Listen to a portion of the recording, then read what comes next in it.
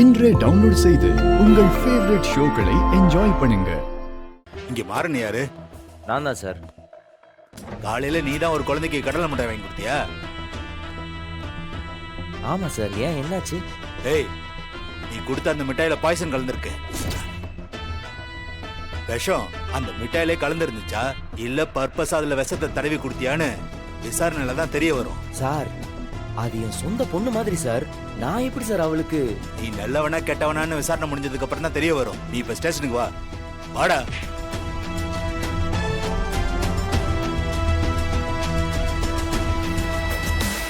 என்னாச்சுன்னு தெரியல. செல்ல வந்து பொண்ணு வந்துடக்கூடாது.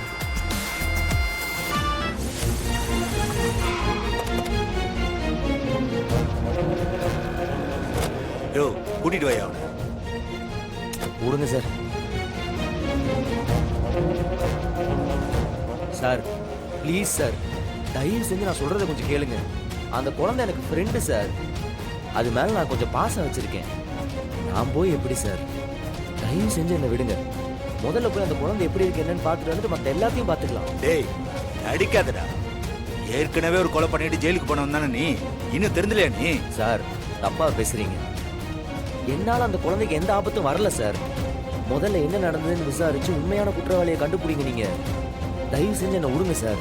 டேய், குற்றவாளியே நீதான்டா. நீ கொடுத்த மிட்டாயை சாப்பிட்டு தான் அந்த குழந்தை ஹாஸ்பிட்டல்ல சீரியஸா இருக்கு. அவ்வளவுதான் தம்பி. அந்த பிள்ளைக்கு மட்டும் ஏதாவது ஒண்ணு ஆகட்டும். இன்னும் 20 வருஷத்துக்கு ஜெயில் தான் உனக்கு. வணக்கம்ண்ணா. சார், முதல்ல அவரை ரிலீஸ் பண்ணுங்க சார். நீ யாரியா? நான் தெரிஞ்சவன் சார். அவர் மிட்டாய் வாங்கி கொடுக்கும்போது நான் பக்கத்துல தான் இருந்தேன். ஓ, அப்ப நீ தான் ஐ விட்னஸ். சார், அவர் தப்பே பண்ணலன்னு சொல்ற, என்ன விட்னஸ் ஆக்குறீங்க? குழந்தை கடைசியா சாப்பிட்டதுல பாய்சன் இருந்திருக்கு. கடைசியா இவன் வாங்கி கொடுத்த மிட்டாயை தான் குழந்தை சாப்பிட்டு இருக்கு. வேற என்ன வேணும்? நீங்களே எதுவும் முடிவு பண்ணாதீங்க. இந்தாங்க அவரோட ஜாமீன்.